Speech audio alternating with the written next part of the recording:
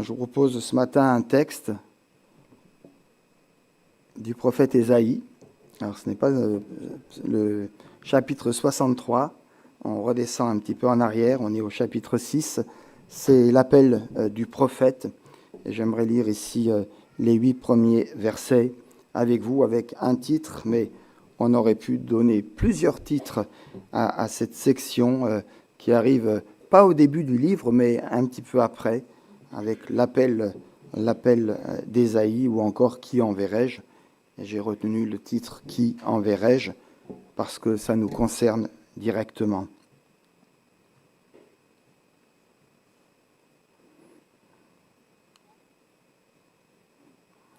Oui. Merci. L'année de la mort du roi Osias, je vis le Seigneur assis sur un trône très élevé, et les pans de sa robe remplissaient le temple. Des séraphins se tenaient au-dessus de lui. Ils avaient chacun 6 ailes, 2 dont ils se couvraient la face, 2 dont ils se couvraient les pieds, et 2 dont ils se servaient pour voler. Ils criaient l'un à l'autre et disaient « Saint, Saint, Saint est l'Éternel des armées. Toute la terre est pleine de sa gloire. » Les soubassements des seuils frémissaient à la voix de celui qui criait, et la maison fut remplie de fumée. Alors je dis, malheur à moi, je suis perdu car je suis un homme dont les lèvres sont impures. J'habite au milieu d'un peuple dont les lèvres sont impures, et mes yeux ont vu le roi, l'Éternel des armées. Mais l'un des séraphins vola vers moi, tenant à la main une braise qu'il avait prise sur l'autel des pincettes. Il en toucha ma bouche et dit, « Ceci a touché tes lèvres, ta faute est enlevée et ton péché est expié. » J'entendis la voix du Seigneur disant, « Qui enverrai-je et qui marchera pour nous ?» Je répondis, « Me voici, envoie-moi. » Il dit alors, « Va !» Et c'est la suite des versets 9 à 10 et suivants qui nous précisent ce que le prophète est appelé à faire et à vivre. Alors j'aimerais ici avoir quelques mots d'introduction avant de rentrer un peu plus profondément dans ce texte. L'appel d'Ésaïe, mais l'appel d'Ésaïe, mon ami, c'est ton appel aussi, et c'est aussi mon appel. Le texte, étonnamment, nous précise que ça s'est fait dans l'année de la mort du roi Osias. Et on se pose la question de quel rapport avec l'appel, un appel prophétique, un appel au ministère, et ce n'était pas rien que d'être prophète à l'époque. Et puis il y a ce roi, la mort du roi Osias, avec l'appel. Ainsi, notre chapitre commence sans préambule. Il nous dit que le prophète eut cette vision glorieuse du Seigneur, l'année de la mort du roi Osias. Pourquoi Osias ici, dans ce texte? C'est peut-être pour nous rappeler, entre autres, que le meilleur des hommes, le plus haut placé du royaume de Juda à l'époque, ou le plus estimé aujourd'hui dans notre monde présent, est en contraste absolu avec le roi, l'Éternel des armées. De Chroniques, chapitre 26, nous décrit une partie de la vie de ce roi. Son nom signifie, c'est un beau nom je trouve, l'Éternel est ma force. Osias avait très bien débuté sa carrière en tant que roi. C'est le cas de beaucoup de croyants qui ont bien commencé avec le Seigneur en puisant leur force, leur énergie, leur confiance, leur consécration non sur eux-mêmes, mais sur le Seigneur Jésus. Mais voilà que ce roi s'est progressivement détaché de Dieu, de sa parole et quelque part de ses fonctions. Nous lisons au versets 15 et 16, on est toujours dans 2 Chroniques 26, je lis ce court texte. « Sa renommée s'étendit au loin car il fut merveilleusement aidé jusqu'à ce qu'il ait affermi son pouvoir. Mais lorsqu'il eut affermi son pouvoir, son cœur, aïe aïe aïe mes amis, le cœur, son cœur s'enhardit jusqu'à traîner sa perte. Il fut infidèle à l'Éternel son Dieu. Il entra alors dans le temple de l'Éternel pour brûler des parfums sur l'autel des parfums. Mes amis, ceci était pourtant strictement réservé aux sacrificateurs. Des sacrificateurs, hommes vaillants, se sont alors opposés au roi en leur disant que Dieu avait mis des principes, des ordonnances, des prescriptions pour cela. Mais la parole de Dieu nous dit que le roi n'en tenut pas compte. Et le verset 19 de nous préciser, « Et Osias s'emporta », il se mit en colère, il se rebelle. Voyez-vous, la nature humaine est toujours la même. Ceci pour nous montrer que l'homme pécheur, l'homme sans Dieu, aussi élevé que soit son rang et sa dignité, n'est pas propre pour se présenter devant Dieu. Il n'a aucune ressource pour se purifier de la lèpre du péché, et à moins que Dieu, dans sa miséricorde, ne vienne à sa rencontre pour le guérir, pour le visiter, il doit demeurer impur, indigne d'être associé au Dieu 3 fois saint. En se reportant donc à son histoire, nous apprenons que le roi Osias fut lépreux jusqu'au jour de sa mort. Il habita lépreux dans une maison d'isolement, car il fut exclu de la maison de l'Éternel, de Chroniques 26, verset 21. C'est ainsi que notre sujet débute par la révélation humiliante d'un véritable caractère de l'homme, impur et éloigné de Dieu, même s'il occupait un rang des plus élevés dans la société. Et il y jouait un rôle majeur, et cela parmi le peuple choisi de Dieu, le peuple qui avait la faveur de l'Éternel. Dieu se manifeste donc à Ésaïe. Cette année-là, nous sommes à peu près en 758 avant Jésus-Christ, dans les mois qui précédèrent la mort du roi Osias, pour introduire justement le prophète dans la lumière de la présence de Dieu. En considérant donc cette portion introductive de notre texte, je vous propose de voir successivement 4 aspects qui ressortent de ce texte: la glorieuse vision du prophète, l'effet de cette vision, comment Ésaïe a pris conscience, l'assurance du pardon qu'il reçut et son obéissance volontaire. La glorieuse vision du prophète. Que voit au juste le prophète Ésaïe? Je lis au verset 1er. « Je vis le Seigneur assis sur un trône, haut et élevé, et les pans de sa robe remplissaient le temple. » Dieu apparaît à Ésaïe sous une forme humaine, siégeant sur un trône élevé comme un monarque entouré de sa cour. Ésaïe ne décrit pas la face de Dieu, il aurait eu du mal à le faire, sans doute parce que Dieu demeure ici invisible, mais il voit le temple, ce sanctuaire céleste dans lequel le Dieu de gloire est l'objet de l'adoration des créatures les plus élevées. Qui sont-ils? Des séraphins, des anges, des ministres au service du Dieu 3 fois saint, du Dieu très haut, pour accomplir sa volonté. Il les voit prendre une attitude de profonde révérence, se couvrant la face de 2 de leurs ailes. Car, pas plus que l'homme, il ne pourrait supporter l'éclat de la face de Dieu dans toute sa grandeur et dans toute sa sainteté.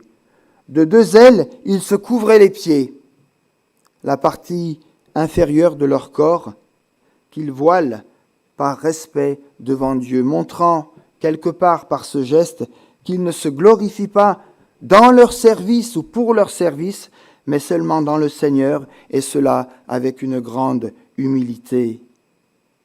Nous nous salissons les pieds, mes amis, en traversant cette terre.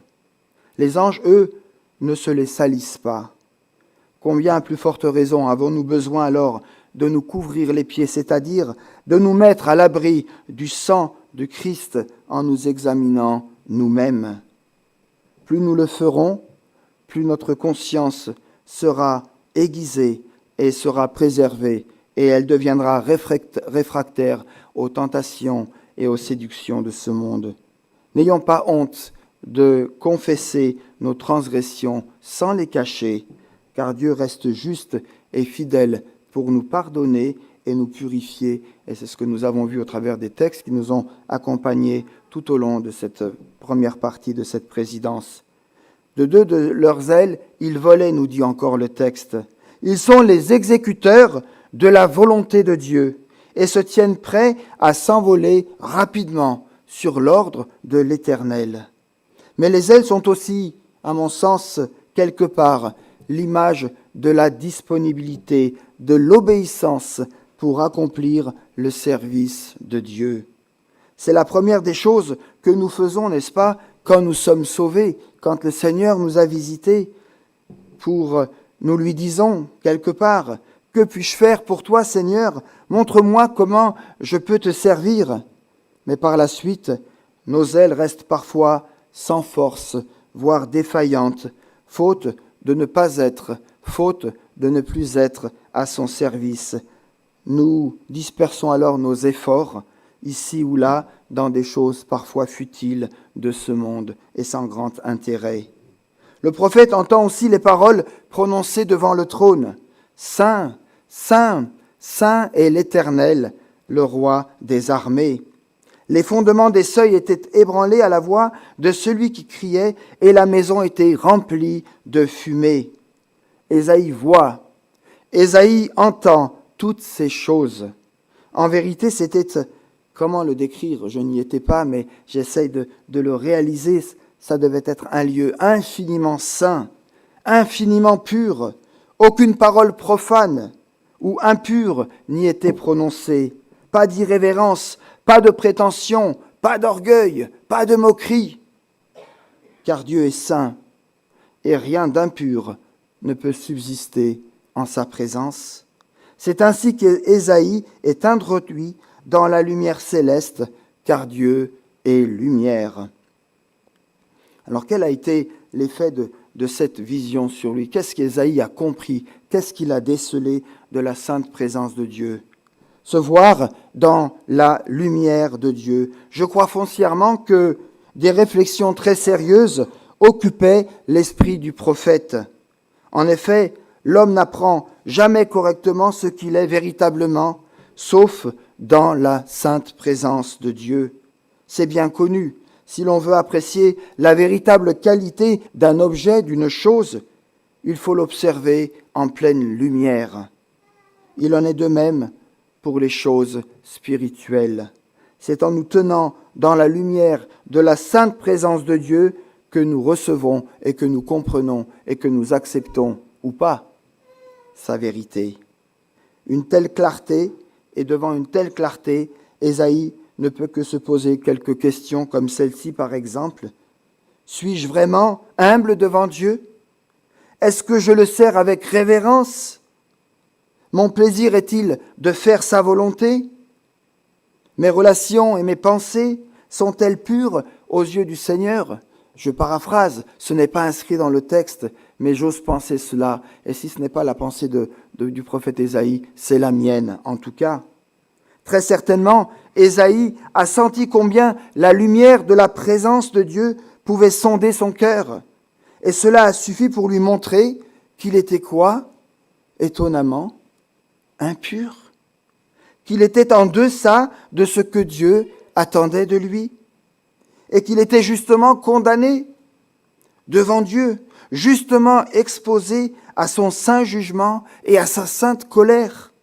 D'où son cri, et ça nous rappelle l'apôtre Paul quelque part aussi, plus tard, « Malheur à moi, je suis perdu, car je suis un homme aux lèvres impures et j'habite au milieu d'un peuple aux lèvres impures. » Ici, je vois une conviction personnelle. Ce n'est pas les autres qui sont fautifs, mais il se sent lui-même intégré dans ce qui le tourmente et dans ce qui n'est pas du Seigneur. Mes amis, nous voyons combien cette profonde tristesse le concerner personnellement. Malheur à moi, je suis perdu, car moi, je suis. Il ne dit pas malheur à nous, malheur à eux. Non, malheur à moi, car je suis perdu. Vous savez, le vrai christianisme est quelque chose de personnel, car le cœur connaît sa propre amertume, comme le dira ailleurs le Proverbe chapitre 14, verset 10. Seul le Saint-Esprit peut nous convaincre de notre propre péché, de nos propres erreurs, et nous rendre conscients, nous rendre sensibles à notre propre défaillance, à notre propre culpabilité. Impur devant Dieu. Il y a encore plus à dire ici, parce qu'Ésaïe sent qu'il est impur devant Dieu, un homme aux lèvres impures, ces lèvres qui auraient dû, comme celles des séraphins, être consacrées à la louange, à l'adoration devant l'Éternel, avaient exprimé les pensées et les sentiments impurs de son cœur. Car c'est de l'abondance du cœur, n'est-ce pas, que la bouche parle. Comme Job, il pouvait dire quelque part, « Mon oreille avait entendu parler de toi, maintenant mon œil te voit. C'est pourquoi je me condamne et je me repens dans la poussière et dans la cendre. » Face à la lumière de la sainte présence de Dieu, il voit son impureté. Il sent la profondeur de celle-ci et ses blessures si incurables qu'il se juge lui-même perdu, désespérément et irrémédiablement impur devant Dieu. Ça veut dire sans force, sans aucun espoir de guérison par lui-même. En le comprenant, il arrive alors, avec prudence, à discerner aussi l'impureté de ceux qui l'entourent. La conviction de péché en voyant Jésus. Telles sont, chers amis, les leçons que le prophète a pu saisir pour lui-même dans la sainte présence de Dieu. Et je me pose et je vous pose la question, qu'en est-il pour vous ce matin, dans la sainte présence de Dieu? Comment voyez-vous Dieu? Comment vous voyez-vous? Qu'est-ce que vous ressentez? Qu'est-ce qu'il faut changer? Qu'est-ce qu'il faut délaisser? Qu'est-ce qu'il faut garder? Qu'est-ce qu'il faut crucifier rapidement et urgemment au nom du Seigneur Jésus sur la croix? Lorsque nous pensons aujourd'hui à la présence de Dieu, nous voyons par la foi l'homme Christ Jésus ressuscité, monté au ciel et glorifié. Outre les séraphins, nous y voyons celui qui fut l'homme de douleur dans ce monde de péché, en but aux tentations de Satan, aux tromperies des hommes et à l'impureté du monde. Et pourtant, Jésus, le Fils de Dieu, a toujours fait la volonté de son Père. Il a achevé son œuvre malgré toute la souffrance qui en découlait. Jamais une parole impure n'a franchi ses lèvres. Jamais une pensée profane n'a occupé son esprit. Du début jusqu'à la fin, il a mené une vie sans tache, d'obéissance qu'il scella par son sang, le sang qu'il versa jusque sur la croix. Lorsque nos pensées se concentrent alors sur lui, nous ne pouvons que nous écrier, mais on aurait pu trouver un verset plus approprié selon nos propres sensibilités. Je vous en propose un ici, Psaume 32, verset 5. « Je t'ai fait connaître mon péché, Seigneur. Je n'ai point caché mon iniquité. J'ai dit, j'avouerai mes transgressions à l'Éternel, et tu as effacé la peine de mon péché. » Tu as effacé la peine de mon péché. Mais alors, mes amis, on peut se poser une autre question. Pourquoi tant de personnes demeurent-elles encore insensibles devant leur propre culpabilité, au lieu d'être définitivement délivrées? C'est parce qu'ils ne connaissent pas Dieu. C'est parce qu'ils ne connaissent pas Dieu dans tout ce qu'il est, qu'ils ne considèrent pas, qu'elles ne considèrent pas ce qu'ils sont, ce qu'elles sont véritablement aux yeux de Dieu. Si notre cœur nous accuse, Dieu est plus grand que notre cœur car il connaît toutes choses. J'ai été trop loin. La culpabilité vient d'un jugement qu'on fait sur soi, à raison si elle est saine, si elle est juste, ou à tort si elle est induite par des choses dont je ne suis pas persuadé, ou parce que ça me revient de l'extérieur. C'est notre cœur, nous dit la Bible, siège de nos pensées, de nos émotions, qui nous accuse et qui devient juge pour nous. Mais ce même cœur, nous dit la parole de Dieu, peut devenir aussi le lieu par excellence où on peut entendre, où on peut écouter Dieu nous parler. Et du coup, ça change tout. Et du coup, les conséquences de ce jugement, de cette introspection que je peux me faire sur moi-même, peut me rendre responsable. Et j'appelle ça la saine culpabilité, mais aussi nous emprisonner et nous paralyser si cette culpabilité est confuse et si elle ne me renvoie pas à la réalité de qui je suis et de ce que je vis. C'est ce que dira quelque part l'apôtre Paul, en d'autres termes, de Corinthiens 7, 10. La tristesse, selon Dieu, produit une repentance qui conduit au salut et que l'on ne regrette jamais, tandis que la tristesse du monde produit la mort. Face aux accusations de notre cœur, ce verset de 1 Jean 3 nous renvoie à Dieu, qui est plus grand, qui connaît nos fautes réelles, commises ou imaginaires, notre sentiment d'échec et le malaise qui va avec, notre propre jugement sur nous-mêmes avec ses variations possibles. Face à notre auto-accusation, Dieu ouvre alors ses bras d'amour, et nous redit tout son amour. Donc, l'estime qu'il a pour chacun, pour chacune d'entre nous, même si à nos yeux, nous nous dévalorisons, même si nous ne nous acceptons plus et que nous considérons comme étant des pécheurs véritablement loin de Dieu et devant lequel le Seigneur n'a plus grand-chose à dire. Ce que 1 Jean 3, versets 20 et 21 nous décrit est loin d'une démarche culpabilisante. Bien au contraire, elle nous rassure, elle nous restaure, elle est libératrice, car le jugement de Dieu libère toujours. Il libère du poids qui pèse sur nous lorsque notre cœur nous accuse. Comme pour le prophète Ésaïe, lorsqu'on croule sous la culpabilité, Dieu nous appelle à nous confier à lui, à son jugement qui libère. Il ne nous écrase pas, mais il nous redresse et il nous relève. Il nous élève. Ce qui nous fait agir ou réagir et nous pousse à garder les commandements du Seigneur, ce sont l'assurance devant Dieu, nous dit la parole de Dieu, l'assurance d'être accepté inconditionnellement. Frères et sœurs, où en êtes-vous ce matin dans votre vie avec Dieu, dans votre vie devant Dieu, dans votre vie face à sa sainte présence?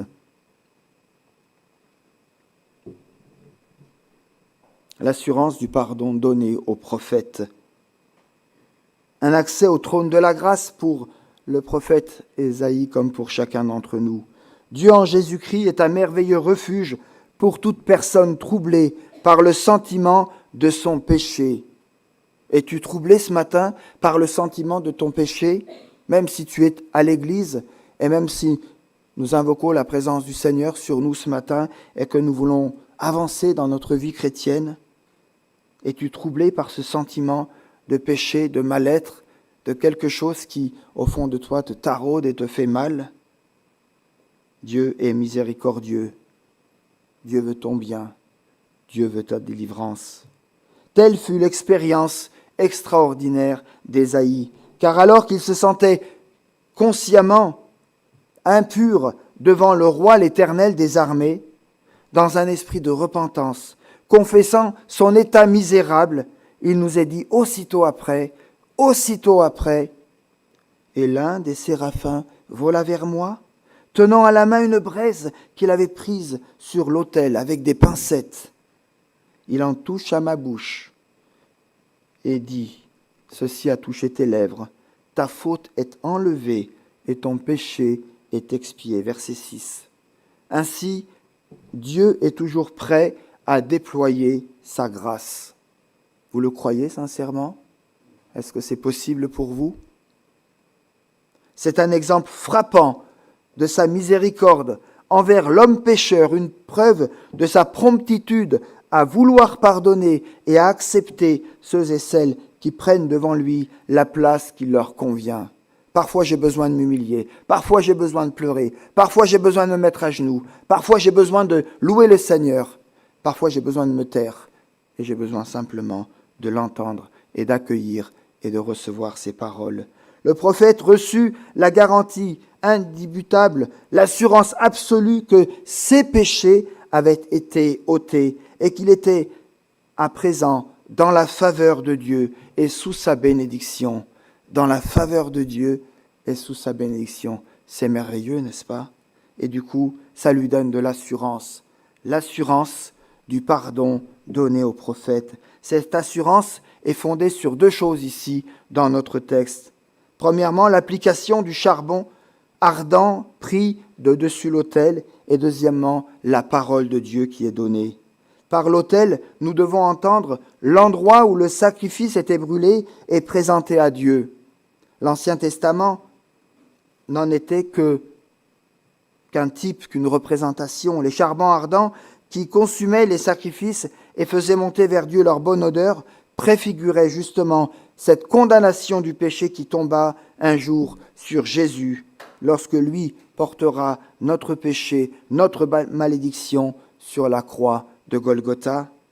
L'application du charbon ardent et des lèvres impures du prophète nous enseigne donc que dans sa grâce, Dieu a fourni à chacun, à chacune, un remède susceptible de nous purifier de tout péché et que ce remède ne se trouve que dans les souffrances, dans l'effusion du sang, dans la mort et dans la résurrection du Seigneur Jésus.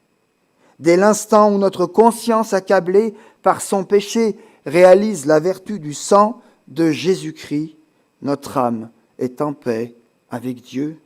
C'est le sang de Jésus-Christ qui a fait la propitiation. C'est le sang de Jésus-Christ qui nous a réconciliés avec Dieu. Le prophète savait que l'expiation, la propitiation, était faite pour son propre péché par l'application du charbon ardent pris de dessus l'autel. De même, nous qui croyons au salut acquis par Jésus-Christ, nous savons aussi que nous avons la paix en Jésus-Christ parce qu'il a versé son sang pour chacun et pour chacune, pour que nous soyons sauvés, guéris, réconciliés et que nous puissions connaître la plénitude de la présence du Dieu trois fois saint en chacun d'entre nous. Ésaïe avait également la parole du Seigneur pour l'assurer du fait qu'il était pardonné et accepté. Comment je peux savoir cela? Comment je peux comprendre cela? En lisant la parole de Dieu qui devient lumière sur mon sentier. Gloire à Dieu de ce que il en est de même pour chacun, pour chacune de nous ce matin. Ce matin. Certains tentent peut-être de nous persuader qu'avant de mourir, personne ne peut savoir, si les péchés sont pardonnés et que l'affirmer n'est qu'une grande présomption. Je ne sais pas ce que vous pensez, mais je vais rectifier votre pensée si elle n'était pas ainsi. Moi, personnellement, je leur répondrai par cette autre question. Qui a dit que je suis pardonné? Qui a dit que je suis pardonné? C'est Dieu. Or, si Dieu me dit « tes péchés sont pardonnés », pourquoi craindrais-je, même si le monde entier m'affirmait le contraire? Christ a ôté notre péché par son propre sacrifice et nous sommes pardonnés si nous croyons au Seigneur Jésus. Car tous les prophètes rendent de lui le témoignage que quiconque croit et reçoit par son nom, a le pardon des péchés. Actes chapitre 10, verset 43. Croyons donc que ce que Dieu dit est vrai. Ce que Dieu dit, c'est la vérité. Car celui qui a dit au prophète ton iniquité est ôtée et ton péché est expié, me dit aussi ce matin, comme à tous ceux et à toutes celles qui croient et qui ont reçu le Seigneur Jésus, prends courage, mon enfant, tes péchés te sont pardonnés. Matthieu 9, 2. Le véritable salut. Certains hésitent encore à confesser qu'ils sont sauvés. Ils oublient que le but de l'incarnation, de la mort et de la résurrection du Seigneur Jésus était de sauver et qu'il est venu sauver les perdus. Non pas pour les aider, non pas pour les améliorer, non pas pour leur faire du bien, c'est à la mode aujourd'hui. On dit souvent, pour faire du bien, pour être dans ce bien, pourquoi pas? Mais ici, dans notre texte, et pour nous-mêmes, pour les sauver. Sauver tous ceux et toutes celles qui croiraient en lui. C'est pourquoi Jésus dira à la femme pécheresse, en Luc 19 par exemple, qui pleurait à ses pieds, « Ta foi t'a sauvé ». On peut aussi le comprendre par « Ta foi t'a guéri ». Et à Zachée qui le reçut avec joie, « Aujourd'hui, le salut est entré dans ta maison, dans ton cœur, dans tes pensées, ça va se voir. » Et ta maison va devenir une bénédiction.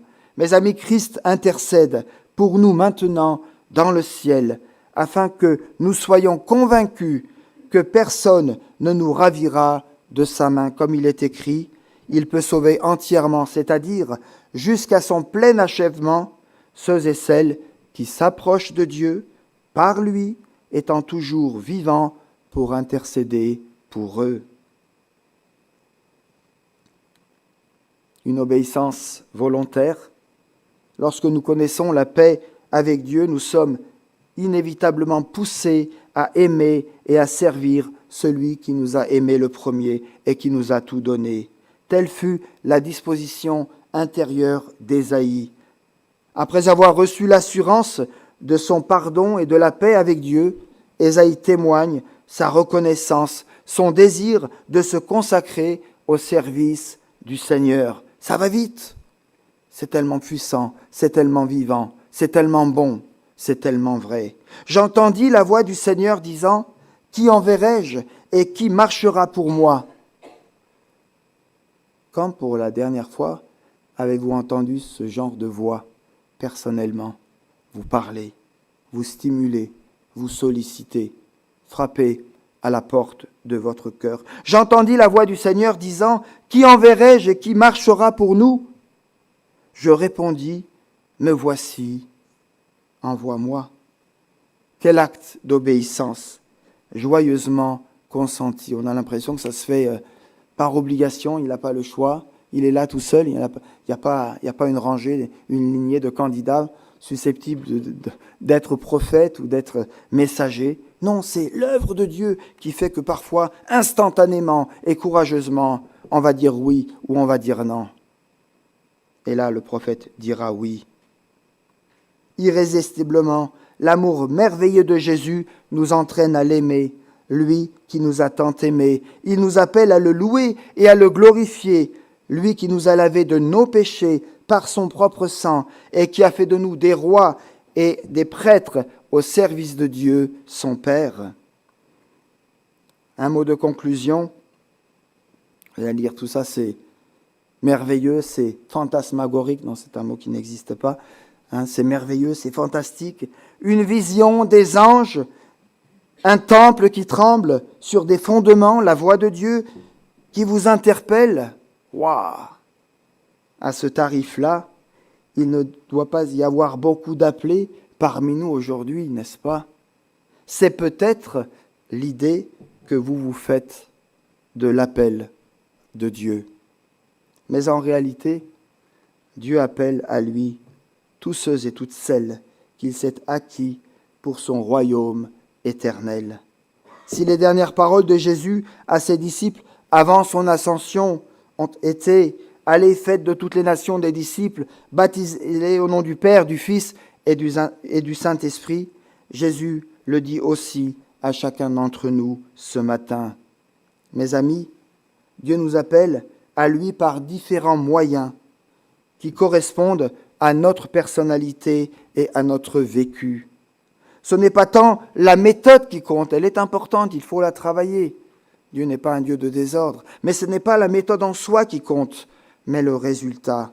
Parce que si quelqu'un est en Christ, il est une nouvelle créature, il est une nouvelle création. Dieu l'habite, Dieu le visite, Dieu le pilote, Dieu l'intercède, et Dieu lui dit, va avec la force que tu as. Aussi dans une attitude de reconnaissance, de serviabilité, d'obéissance, c'est le RSO ici. Saisissons le service auquel Dieu nous appelle d'une manière qui nous est propre. Il y a ici une citation, mais je ne sais pas de qui.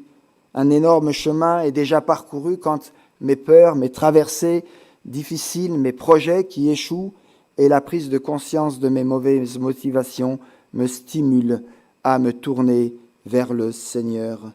Que Dieu nous aide à être reconnaissants, à être serviables, à être obéissants. Saisissons cela pour que, devant l'appel du Seigneur, d'une manière qui nous est propre, nous puissions dire avec nos mots, et peut-être dans une certaine fragilité et dans une certaine attitude aussi d'humilité, me voici Seigneur, envoie-moi. Cela commence dans notre propre Église.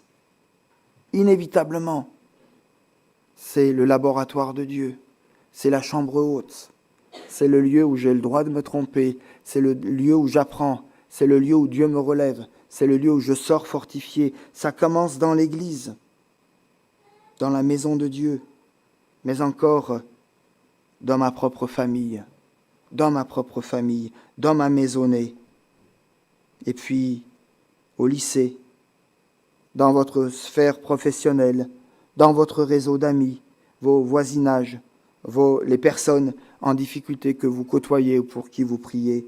Que de possibilités, que d'occasions d'apporter en action et en vérité la bonne nouvelle de l'Évangile. Qu'à l'instar des séraphins, nous soyons également pour nos contemporains l'expression de la manifestation de l'amour de Dieu manifesté en Jésus-Christ par des vrais actes d'amour exempts de toute souillure. Qui enverrai-je et qui marchera pour nous ? Alors je répondis, je suis prêt, Seigneur, envoie-moi. Et le Seigneur me dit, va et tu diras. Que Dieu nous bénisse, que Dieu nous fortifie, que Dieu nous donne le courage de pouvoir nous examiner nous-mêmes et puis que nous puissions nous laisser toucher par la grâce de Dieu. Dieu veut nous utiliser dans notre potentialité, dans les dons qu'il nous a donnés, dans ce que nous représentons à ses propres yeux. Et on pourrait aussi avoir cette pensée, je l'avais tout à l'heure pendant la louange, alors je l'ai repris ici, le début du psaume 45 qui dit « Mon cœur bouillonne de belles paroles. Je dis, mes œuvres sont pour le roi. Que ma langue soit comme la plume d'un habile écrivain. » Et moi j'ai envie de rajouter, Seigneur, merci d'être la main qui tient cette plume. Amen.